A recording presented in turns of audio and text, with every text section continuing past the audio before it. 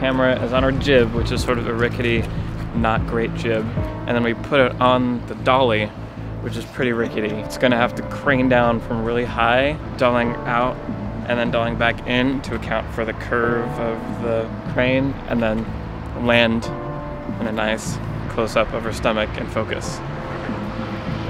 So it's one of the trickier things we've ever done.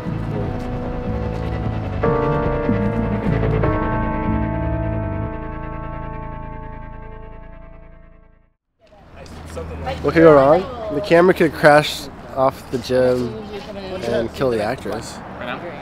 Just be serious.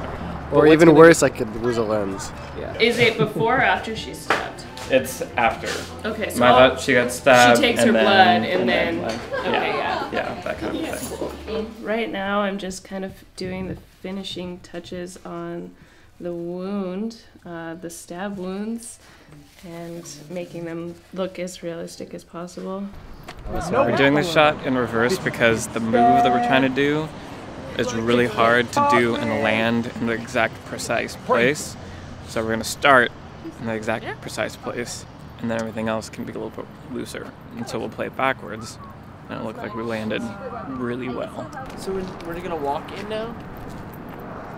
Yeah. So the actors, Morgan and Deborah, are going to have to slowly enter the frame in the final movie, which means they have to slowly exit the frame in this one. So they'll be slowly walking backwards. So far, I've been trying not to think about it, because I think that if I spent too much time concentrating on walking backwards, then I would just look like I was doing the robot or trying to moonwalk or something. I think that would be weird.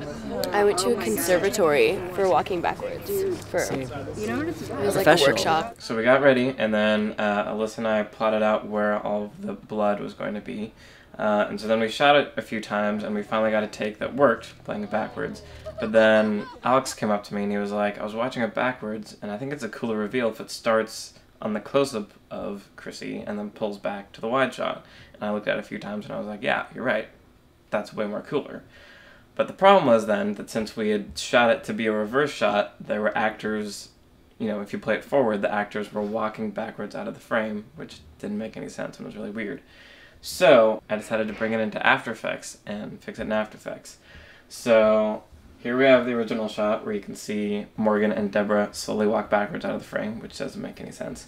So I had to find a still shot where they were standing in place from a high enough angle, track that to the original shot so that it moved with them. But that shot that I found didn't have their entire bodies in there, it was just their feet. So then I had to find another still frame from another shot where we saw their entire body, and then track that onto the other things. So now there's 3 layers of things tracking with the main shot.